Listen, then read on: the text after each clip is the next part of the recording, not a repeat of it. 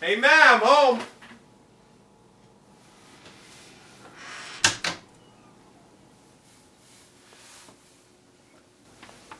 Hey, stranger, I'm working late. There's pizza in the fridge. Hope filming goes well.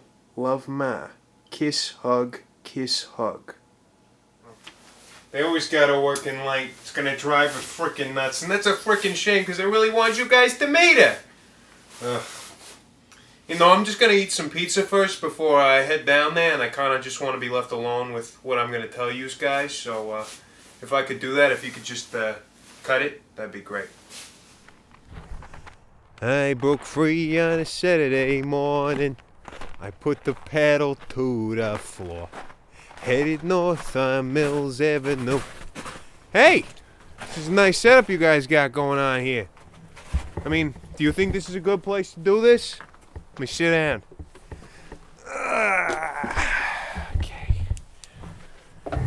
You know, it may not be real exciting and whatnot, but this used to be my primo weed smoking spot back in the day. I would even use the shed back here as my own hot box. My mom would find out and change the locks on me and whatnot, but I would always find a way around it because, you know, that's the kind of friggin' idiot I am, you know?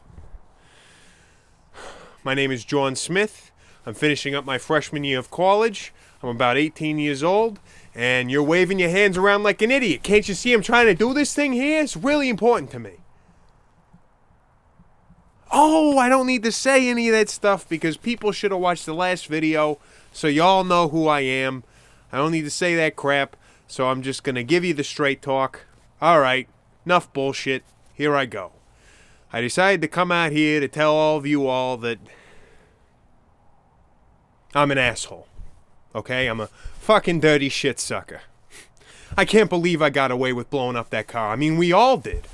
Except for Jeff, though. He got caught, but for something else, if you can believe it. I mean, that freaking idiot, he got hammered, and he stink-bombed the friggin' urinal. And the RA caught him red-handed. He's lucky he only got expelled. Let's put it that way. But how me and Timmy got away scot-free, I mean, that's anyone's guess. Especially after yous guys didn't even blur my face out in that last kegger video. Timmy gave me some serious shit for that, by the way. He was like, oh, you better get those guys to take that video down or I'm gonna fucking cut you. You understand? But you know what? I'm happy you guys didn't blur my face out. Because right now I really want to get caught. I'm fucking tired of it. I mean, a cop hasn't even looked me in the eye in the past 4 months. And it's like I have that invisibility robot from those Harry Potter flicks, you know? But I just can't take it. I hate it, you know? And I just want this feeling to stop. I want the weight to come off of my chest. Because I found out whose car it was and I feel like the biggest piece of shit ever. You see, I've been taking this class this semester. It's about the music of John Danielle or whatever. And I didn't know who the hell that guy was, and frankly, I didn't even give a shit. I just wanted to find a class that would give me an easy A, and that I could skip and sleep in if I wanted to. But then I show up and I realize that this Danielle guy is actually the Mountain Goats. It's this band that my old buddy Ben absolutely loved, and he always tried to get me into. And here was my opportunity to. It's like being able to hear him again. And the other thing that made the class real special is the teach, Miss Fraley Ferns. I mean, she is one class act. I mean, she has like no bullshit about her. She'll tell you like it is. But at the same time, she's also real sweet and whatnot. And she actually takes an interest in you. She actually cares. Which is different because most teachers give less of a fuck than you do. And it's like she always calls on me. You know? Even if I don't have my hand raised. And usually that pisses me the fuck off because I'm not ready for it. But by the end of this class, I gotta tell you, I actually wanted to get picked. It's crazy. I mean, she was asking some really sick questions, and everybody was pitching in and talking about their favorite bands and who was overrated and who was still the king. All this and that. Everybody's laughing. You know what? I'm not even doing it justice. It was great.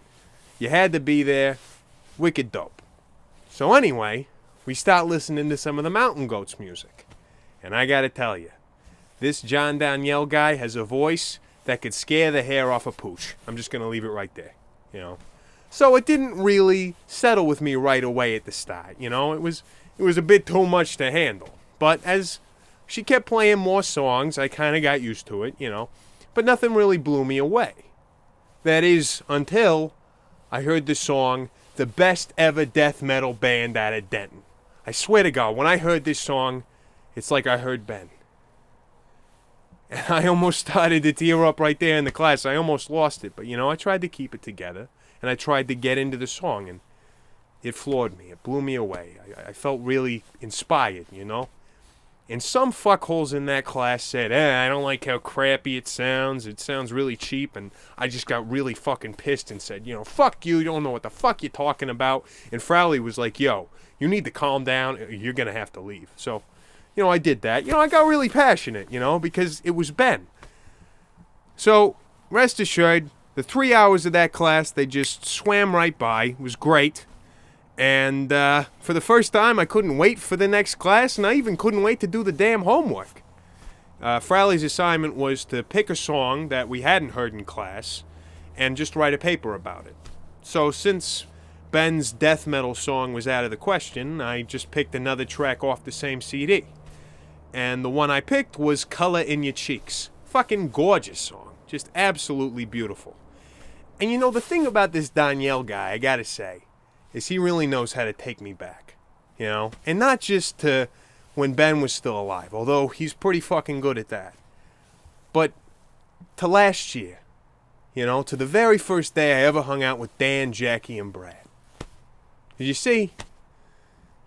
My last year of high school, my senior year, it was looking to be a real shit show at the start. I was scared shitless about college. My mom was sick. Ben had died the previous summer from an asthma attack, so I had nobody to talk to. I was not eating right, and I was just fucking scared. I just fucking hated everything.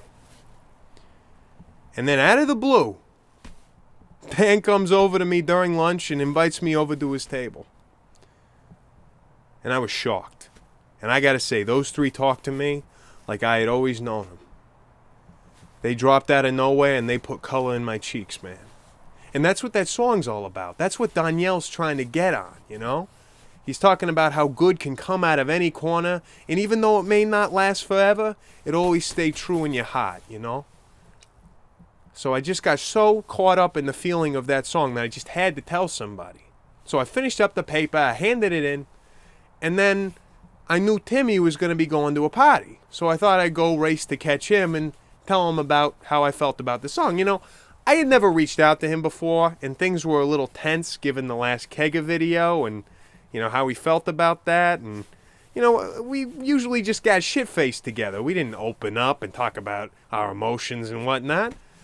So I was taking kind of a risk, but I was really caught up in it. So I told him about the song and about high school and all that. And you know what that fucking asshole said to me? He said, "Stop it with that gay shit. I'm here to get fucked up and not listen to your sorry ass." So we show up at this big fucking kegger. I start drinking.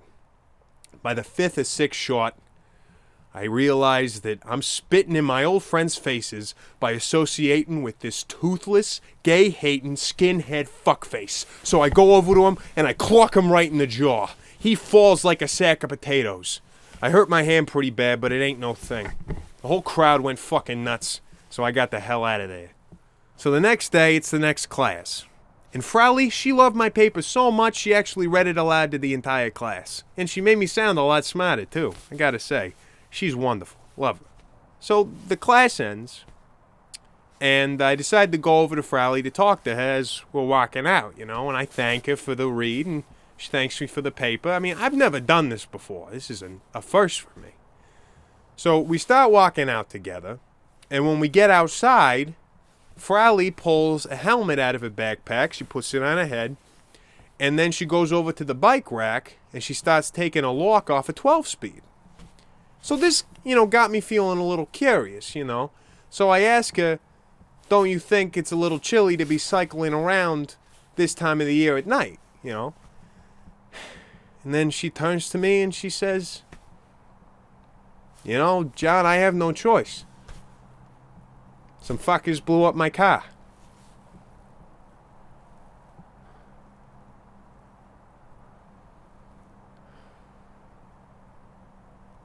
I'm sorry, Ben. I'm fucking this all up for you.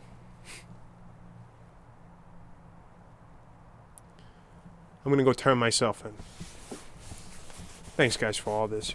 I really appreciate it.